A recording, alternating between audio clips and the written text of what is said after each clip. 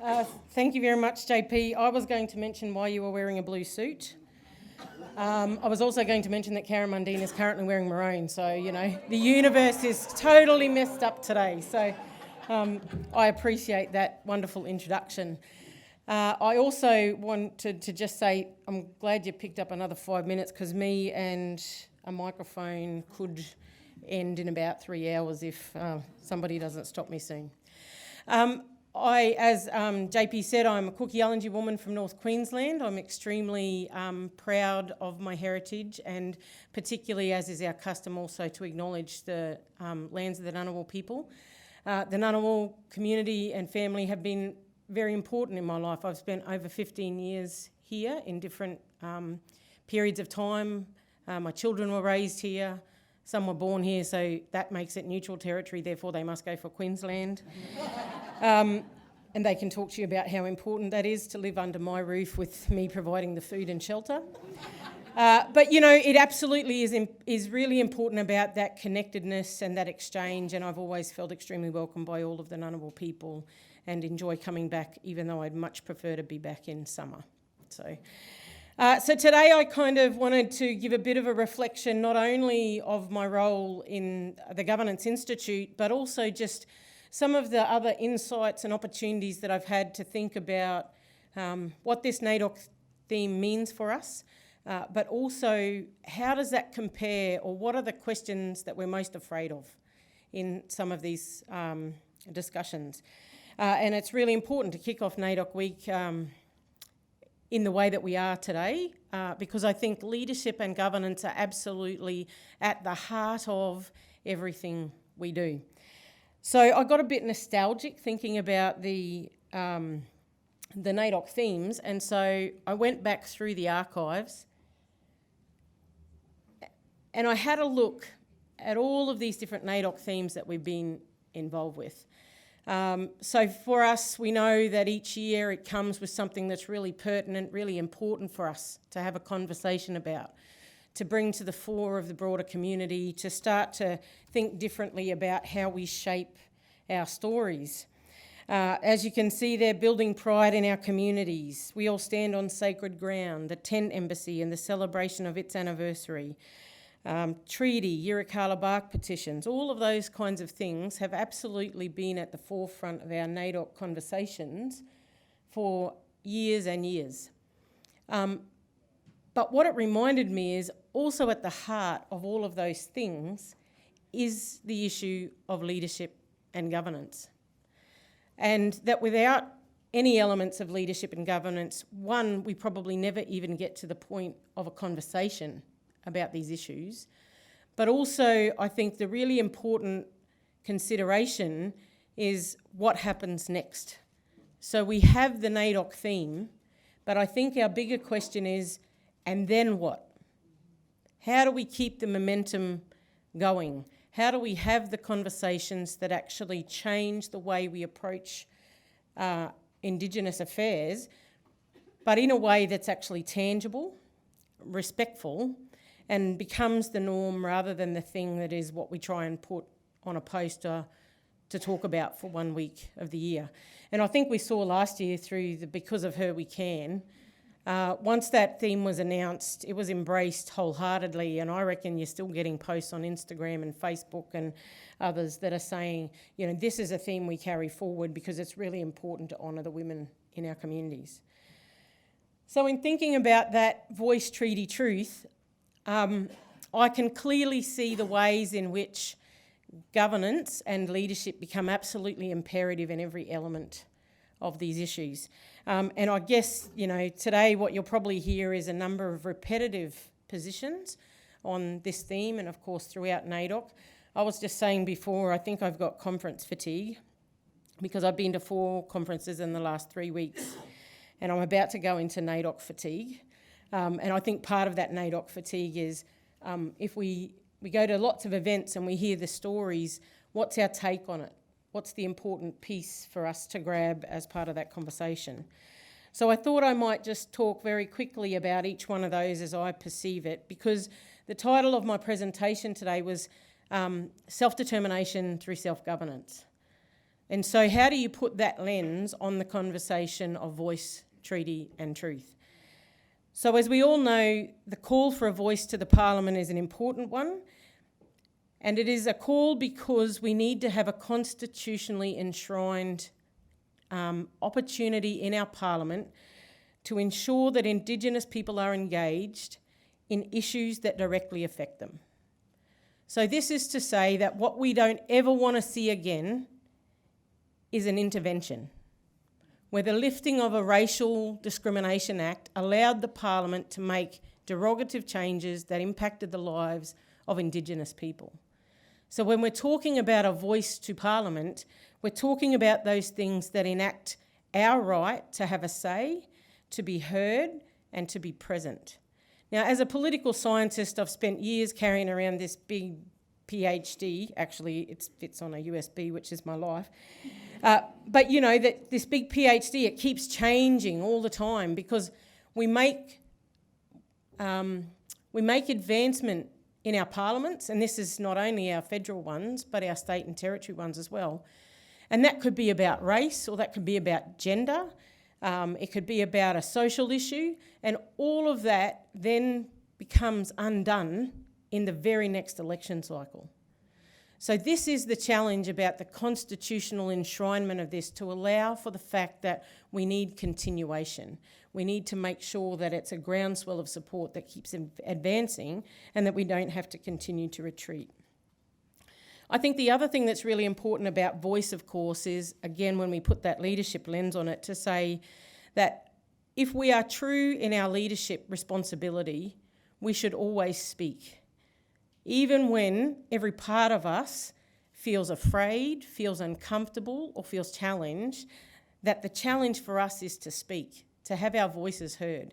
Even if you are the only person in the room, how important it is to always take that opportunity, because once it is gone, we don't get it back.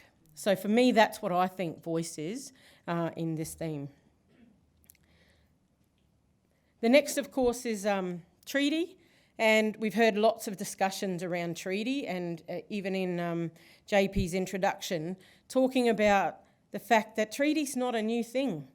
We've seen it even in the posters. You saw that in 1991, you know, treaty was one of the NAIDOC themes. But also, way back in 1938, William Cooper's writing petitions to the King about enshrining Indigenous peoples into the Constitution.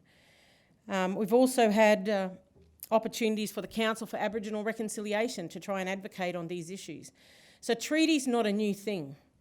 I think one of the biggest challenges that we face around the conversation around treaty is treaty versus sovereignty. And what happens with our own people is, I'm not sure that even we're clear about that. And we don't all have to share that same view. But when we talk about sovereignty never being ceded, we acknowledge that. But that's not going to change. So the opportunities now are, what does it look like moving forward in negotiating things like treaties? And I'm really pleased to see that if we put that self-determination hat on, one of the things that we are doing is moving forward instead of waiting for the federal government to catch up. So we know that they've shut the door. They've shut the door many times. And we just watched a film at the breakfast this morning that, you know, the Barunga Statement, the Yirrkala Petition, the many, many times that we continue to try and advocate at the doors of Parliament get shut down. So we have to work out ways to do that differently. And so I reckon this conversation that's happening across the country in different states and territories is an important act of self-determination. That we are no longer going to wait for others to open the door, we'll just go around the door. We'll find different doors to knock on, and we'll find different ways to advocate. Now, of course, as you talk with many other Indigenous peoples across the world, they have treaties, and those treaties have been successful and not successful depending on who you talk to and at what point in time. But the one thing that I always say to them, they go, oh yeah, that treaty of Waitangi, that exists, you know, but there's things in it that aren't that great. And I go, yeah, but the difference is you've always had it. And that means the conversation has always been different. From the point of colonisation and the building of a Western democracy, Māori people always had a voice and they always had a part in any decision making on their lives. So these are the important things about having a conversation about treaty when people get nervous. You know, what we're asking for is a seat at the table, a conversation that respects our position as First Nations people. And so then it comes to this conversation around self-governance. And this is that question of, we may seek treaty, but are we ready to actually enact any kind of agreement that we make? And part of that will absolutely be the requirement for our nations and our communities to have strong, self-determined governance. Doing things on our terms is what we're asking, and so therefore we must act in that same way. So for me, I think the treaty conversation is one that's going to advance pretty quickly, particularly as we see Victoria moving ahead on creating a governance structure, actually, in terms of that negotiation. And then finally, truth. And I think the other two things require some significant systemic and institutional reform. But for me, this is the one that doesn't. This is the one that we can do right now. We can do this in this room. But more importantly, we can do this with our families, our communities, and our nations. And sometimes I even think sometimes we need to start at our families. Have we really been honest with our own truth? Have we respected where we've come from? Have we upheld some of those cultural values? Do we just talk about it as a symbolic thing? Or are we actually telling the truth about who we are and what our history has been like? And I think independently we've all tried to do that. But for me, this is a process across this country to actually recognise our histories, both black and white, to rewrite some of those inaccuracies. You know, the black armband view of history, as we've often heard, is to say, well, of course it's going to be a black armband view if only people writing as white fellas. But now we've got all our own people writing our own histories and our families and our communities, and I think that that's an absolutely important place to start. The other thing I wanted to mention, and a couple of people in this room have also had this opportunity, but one of the things we've seen, regardless of the government shutting the door on these conversations around the Uluru Statement, is that we have had lots of corporates and other big business and other advocates start to speak up in places where, let's be honest, they've been pretty silent themselves. Most of them have been silent while they've perpetrated disadvantage and the deficit conversation against us. And so what I've been really honoured to see in the last couple of years since this statement has come out is that corporates and others are taking responsibility.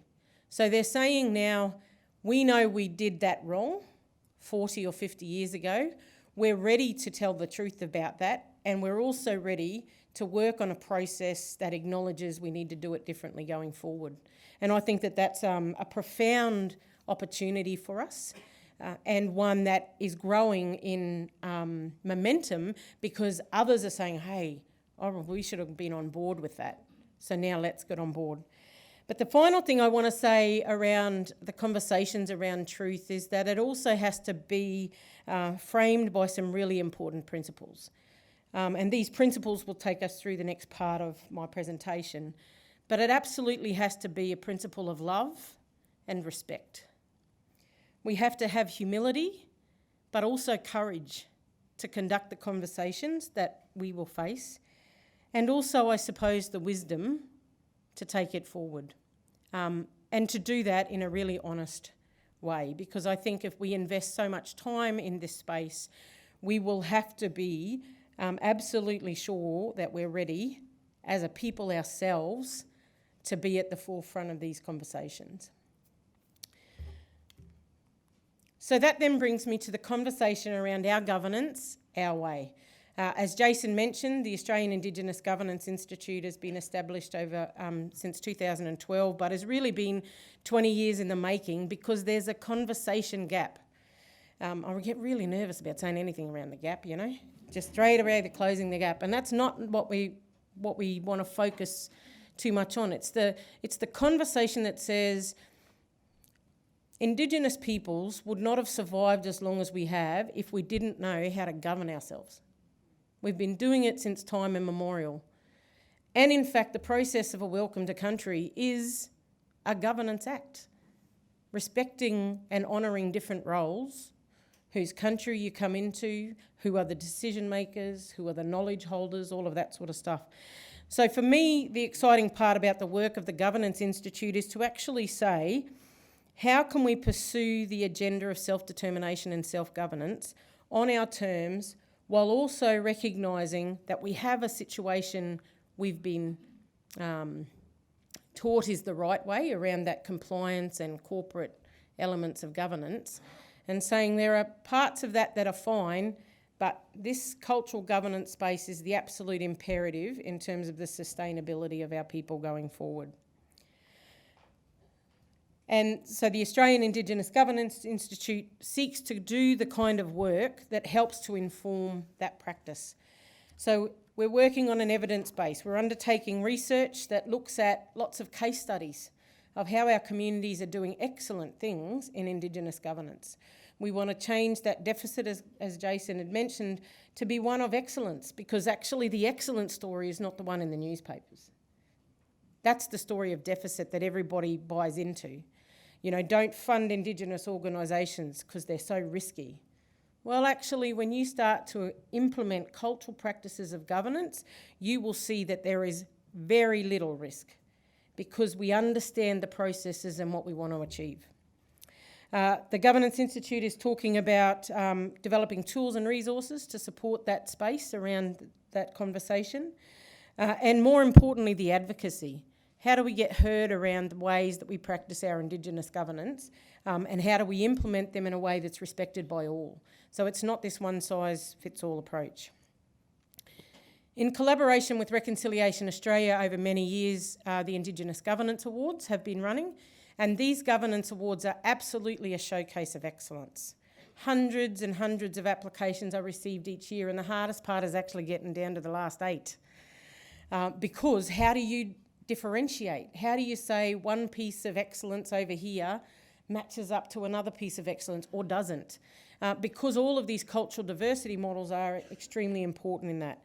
But as part of the conversation around governance excellence, it's talking about innovation, it's talking about effectiveness, cultural legitimacy, self-determination, and that sustainability. And I reckon that that's one of the biggest issues for us going forward around our own self-governance, is to be ready for the sustainability conversation. Not when the government shuts the door, but actually 10 years before that. So I've had the opportunity to travel internationally on a number of occasions and spend a lot of time with Indigenous nations across the US, Canada and New Zealand, as I'm sure many researchers and others have in the room. But undertaking the Fulbright gave me a bit of an insight into Native American communities and how even in the same circumstance, in the same geographical location, you can have 2 tribes right next to each other, and one prospers and does amazingly well, and the other is full of dysfunction and despair. So what is it that works, or what has happened in that history that actually makes people take different action, take different process? So I wrote a blog while I was over there, and I talked about making change. And it became pretty clear to me that there needs to be one of 4 things that happen in order for you to make change.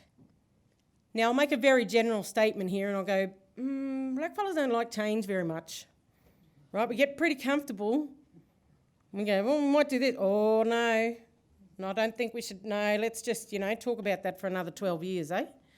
And then we might try and implement stuff. So change is a really hard conversation to have. And the problem with us taking too much time for change is that we miss the opportunity. So by the time that thing has presented itself and we think we're ready to move into it, the environment has shifted. So for me, these 4 things, or one of these 4 things, has to happen in order to make people act. And that is that you must be faced with a crisis. You must get to a point where you absolutely have no other alternative than to act. And the thing that I've seen many times for our people, that's about funding. Yeah? We go, oh, well, we get this money from government, and we'll get this money from government. And then the government goes, oh, we're not giving you the money. And you go, oh, now our people don't have jobs, we don't have financial stability, we have all... So what's the crisis? What's the crisis point? And the question of, did we see it coming? The next is a new opportunity arises, and that we've got to harness that at that time. We can see that there's movement and change and that we need to embrace it. Or we reach a point of enough already. Enough already for doing things the same way we've always done them. Now is a time for change. Some of this, I think, is about generational conversations.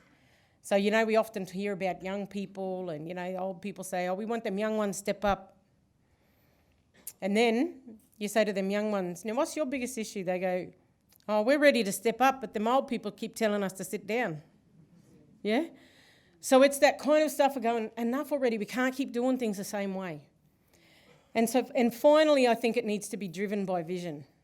There's a visionary idea, there's something that's changed for us. It's technology, it's innovation, it's whatever it needs to be, but that is the stuff that makes us do rather than just talk about it. And I think that that's absolutely imperative around the conversation around leadership and governance. So I wanted to talk just to you about a couple of examples of how I think that changes for us. As you'll see here, I've got 4 dot points. Changing the conversation, changing the behaviour, changing the institutions, and changing the relationship. So I want to move to changing the conversation. Jason had mentioned in his opening address around this idea of nation building. Now, I don't know if many of us in Australia have been talking about nation building for very long. Certainly, United States and Canada have embraced that discussion and have been acting as sovereign nations in many ways for over 20, 30, 40 years. But for us in Australia, we've probably aligned ourselves. Most of us don't live on country, or a large majority don't live on country, so we've disengaged from that space. We talk about community, and so as much as I'll talk on nation building, I think some of these principles also obviously are important in a community aspect. But in changing the conversation, we change the language about the deficit. And every time we hear it, we have to contest it. We have to give them factual information that reverts their view on that deficit conversation. But more importantly, we have to ask ourselves who we are and who we want to be. Now, as a Cook-Yalanji woman, I haven't ever lived on my country. I certainly talk about that as my identity and my connection to country, but I haven't spent any substantial time in Cook-Yalanji. Does that make me less Cook-Yalanji? Some would say yes. Some would say no. But we hold that as our identity piece. But then what do we do to continue to uphold the identity and the authenticity of that connection? So it's that conversation about saying who we are and who do we want to be in the future. But who are our members or who are our citizens? And how do we engage those that have been disengaged? So just because I don't live on country doesn't mean I don't have a great contribution to make to Cook-Yalanji Nation. I'm just not sure, A, how to do it, or B, whether that's going to be received in a positive way. So those are conversations that we have to have. The other thing around nation building, of course, is the idea of cultural match, and I'll talk a little bit more about this shortly, but you know that this one-size-fits-all approach to governance is not the way we've done our business. That we can have decision-making committees and decision-making groups that have 28 to 35 to 60 people in them, if that's what works for us in our cultural context. In a corporate world, it's maximum of 12, and if you want to do anything different to that, you have to write a pretty good case about why. So this is the stuff about saying, do the things the way we know we do them best. And for now, if we have to, we'll have to go through a process of change. But that's where this idea of sovereignty by stealth comes in. So in Australia, we don't have jurisdictions over our education or our justice systems or our protection of our children in the way that we would want to. We know that most of our funding comes from government in a lot of our corporations. But if we enact an idea of sovereignty of stealth, it means we'll do what we need to do right now, but in the meantime, what are we doing as nations and people to get our stuff in order? So that in 10 years, or even 5, when the government says, oh, we'll give you money for this, you go, no, thank you. Because what we've decided is we want these things and we will find a way to fund them based on our priorities, our decision makers, and our focus for our nation. So that's one of the things that I think is absolutely important around changing the conversation. And I think we need to be brave enough to do it. And maybe that truth-telling process is one of the ways that we begin. The second is around changing our behaviour and that cultural legitimacy piece that I was talking about before. I do a lot of work around the country, particularly doing training and development with Indigenous peoples and a lot of women. And one of the things that I see rolled out all the time is this word around culture. And I go, what does it mean? And then you get, it's who we are, it's our identity, it's just culture. And you go, if you can't tell me what culture is, and you can't actually verbalise what it means to you, then how do we expect others to do it? So in some ways, for me, it's saying there's got to be a cultural integrity or a legitimacy about what we are doing and how we're engaging in that space. And culture, of course, comes in many forms. The Australian culture, the community culture, the Indigenous culture. But not to get it twisted about what it is you're talking about. When we're saying the way we've always done things, we talk about tradition, like at one point in time, that was it, that was when life was perfect, and everything reverts back to our traditional way of doing things. Well, that's not really culture, because culture's had to evolve from that point. But we need to remember what are the cultural aspects of our Indigenous heritage versus the cultural aspects of learned behaviours. And I'll say that particularly around some of the things that we often see culture used as an excuse. So one of the things that, I'm getting T-shirts made up about this, and nobody beat me to the punch. But basically, I say culture should be your reason, not your excuse. And the minute you use culture as an excuse, you are diminishing its role and its importance in who you are. So through the Indigenous Governance Awards, we've seen a couple of great examples of the way people have changed the way they've approached cultural integrity and cultural legitimacy. I won't talk too much about them today, but just to say that if you get a chance, have a look at the Yawuru website and also the Institute of Urban Indigenous Health. And these two examples are really contrasting because one is a nation in Western Australia, and they talk about Mabo Lian. Mabo Lian is that good self. It's central to everything that happens for anybody who is Yawuru. It goes from the day you're born till the day you die, and every act that you participate in should be about good Lian. And I'm not in any way doing them any justice in trying to share that story. But Mabo Lian is that piece that no matter who you talk to in Yawuru, from the children to the elders to the organisations to the service delivery, everybody understands it and everybody upholds it. It's more than the pretty paper that we talk about the philosophy, it actually gets enacted. And the other one, of course, is the Institute of Urban Indigenous Health, and how different to try and build cultural integrity and legitimacy in an urban environment, the fastest growing population region in Australia. To be constantly checking and rechecking how their services are meeting the needs of the people, how they're making their decisions, but whether people engage in a cultural legitimacy question. And what they did is participated in the Governance Awards, received feedback from the judges, and went back and had another conversation with their communities. And they came up with this, the WAYS statement, which is their cultural integrity framework. And that took a lot of time, but there were some hard conversations in it. But they're very proud of where they've gotten to now because it was a process, I think, that they had to have. The next is about changing the institutions.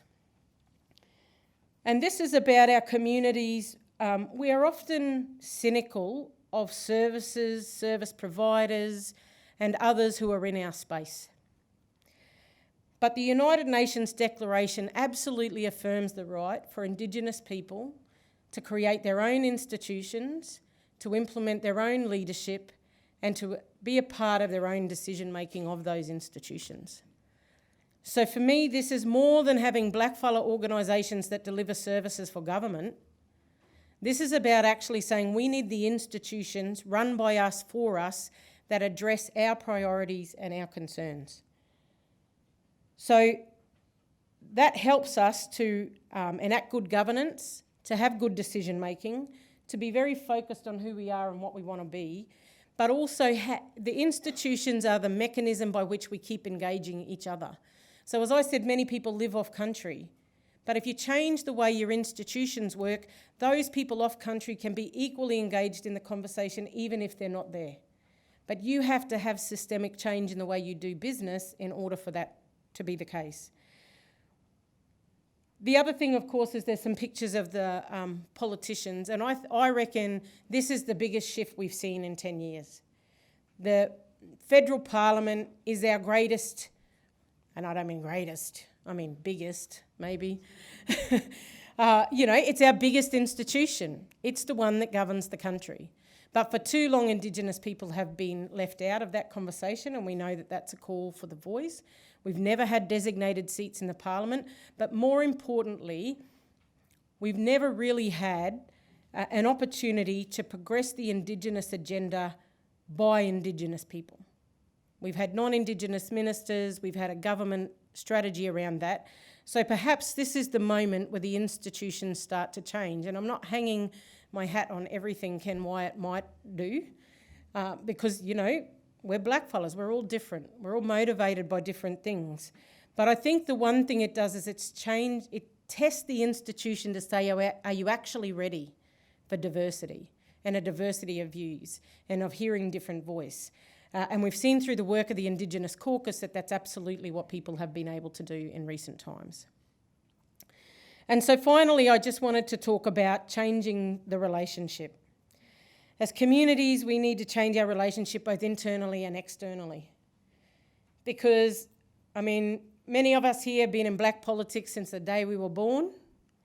And no matter what deadly job you do or how far you move away, you're always going to be embedded in black politics. And there's days when I just go, I'm so over black people. If I don't see black people for another month, that's good. Maybe 2 years, I don't know. And then about 5 minutes later, I go, I love my people. Gee, it was good to get back home with all the mob, and tell them yarns and just get around. So there are days that we go in and we go out, right? And we need to understand where we sit in those relationships. But the most important part of that is actually honouring the relationships, investing in them and not expecting to always be the one that has to make the effort. Because if you've had a conversation about respect, then that means you'll make the same amount of effort. And in our communities, too many of them have been broken down by poor relationships. Or, 4 generations ago, that uncle had an argument with that uncle, and now we don't talk to that side of the family. And this generation's going, how come we don't talk to that side of the family? Oh, I don't know, something happened a while ago, So we actually need to reframe the conversation about relationships, because if we get the relationships and the conversations right, all those other things flow. And I would say that we're seeing some real change around that in this country, and maybe social media helps us to do that. Maybe it also helps ignite some of them family arguments. But relationships are at the core of who we are. And as Indigenous people, we want to be connected to everything and everybody in our own particular and important way from our own standpoint. And that is at the heart of how we lead and also about how we govern. So I wanted to just share with you these two stories. On the right there, you'll see that this is a story from the Warlpiri Education and Training Trust. And this is visionary. This is the stuff that says we can't keep doing it the same way. And the Warlpiri ladies, many years ago, saw language disappearing from their communities and their schools. They saw young people with very little education or career progression, and they painted this story. And what this story tells you is about how important the preservation of language is. That they want to keep their kids connected to culture by taking them on cultural camps and reharnessing that cultural space every chance you get. They also, and this doesn't feature too much on Indigenous paintings much, but as you can see, that deadly aeroplane also takes their children to new experiences. That they go on study tours, they go and see the beach, they go and see big cities. They understand what the world looks like beyond their community. And importantly, what the Warlpiri ladies were able to do is to do that from their own money. So their communities are affected by mining, and of course they receive royalties. But even the way that royalties get dispersed is a contentious issue around self-determination. And so they said, no, we want money to be quarantined out of our royalties to go into our children, our language, our bush camps, whatever. Now, the other part in this story is that many of these women face great violence by the men for speaking out around that. And yet they persevered. And it took a number of years, but now, finally, everybody is on board with that because they can see the investment and change in their children.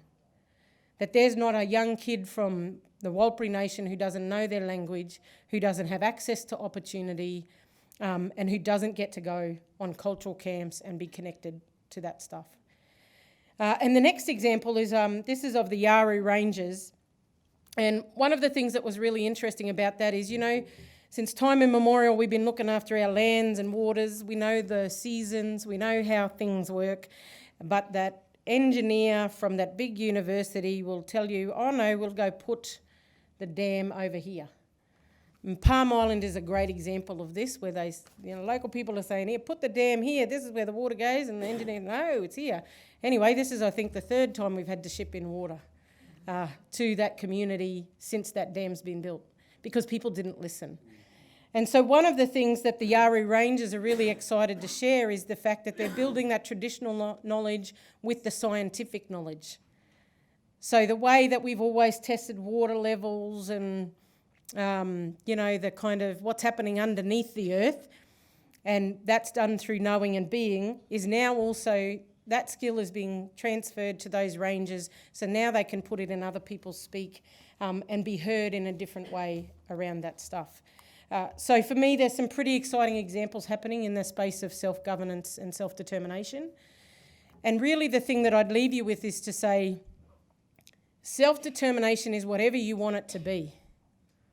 But you actually have to be able to articulate that to both you, yourself, and to your family, so that any time anybody ever asks you, you're really clear about what self-determination looks like for you.